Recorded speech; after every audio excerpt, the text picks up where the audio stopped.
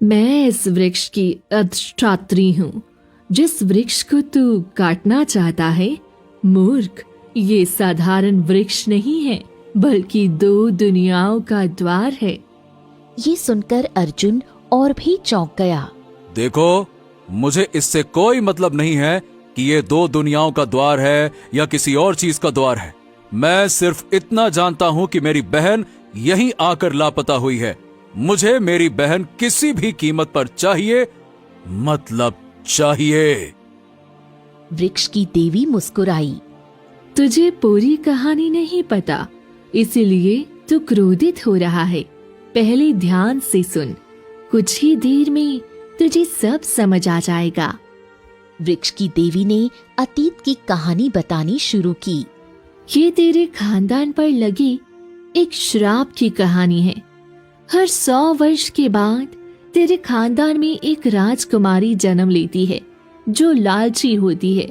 जब भी ऐसी लालची राजकुमारी जन्म लेती है, इस वृक्ष से दूध निकलना शुरू हो जाता है। नियति उसे यहाँ खींच लाती है और वह दूध पी ही लेती है। फिर वह दूध के नगर में एक पत्थर के रूप में कैद हो जाती है। राजकुमार अर्जुन स्तब्ध रह गया। हो, लेकिन ये श्राप कैसे लगा? सदियों पहले इस राज्य में तेरे पूर्वज राजा विक्रम का शासन था। उसके समय भयंकर अकाल और महामारी पड़ी, प्रजा मरने लगी। राजा विक्रम ने एक साधु की सहायता ली। साधु ने इसी वृक्ष के नीचे तपस्या की और दूसरी दुनिया का द्वार खोला, जादुई दूध की दुनिया का। वृक्ष की देवी की आवाज और गंभीर हो गई। मैं उस द्वार की रक्षक हूँ। मैंने राजा विक्रम से कहा, दूध केवल एक शर्त पर मिलेगा।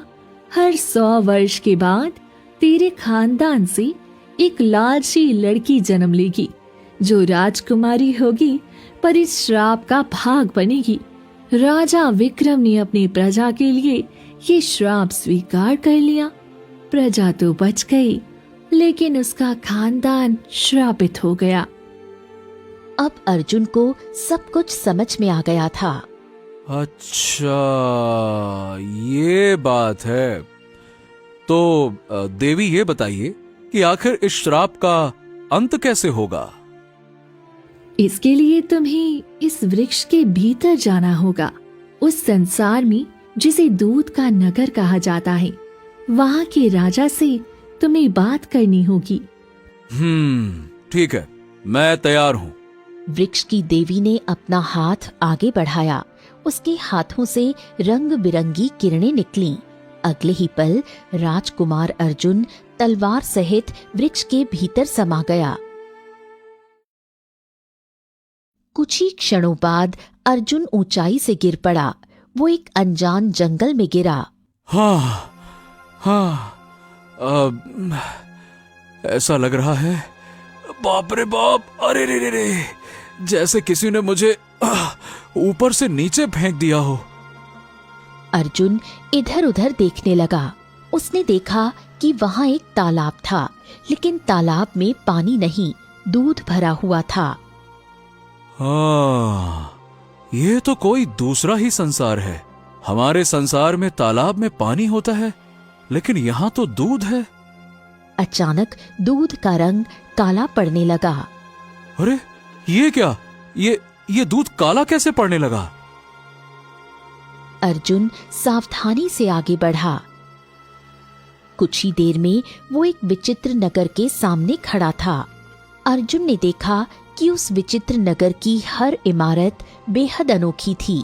ऐसा लग रहा था जैसे नगर की इमारतें पत्थर की नहीं बल्कि दूध से बनी हों। हर घर दूध की तरह सफेद दिखाई दे रहा था। अर्जुन की नजर एक बड़े और भव्य महल पर पड़ी।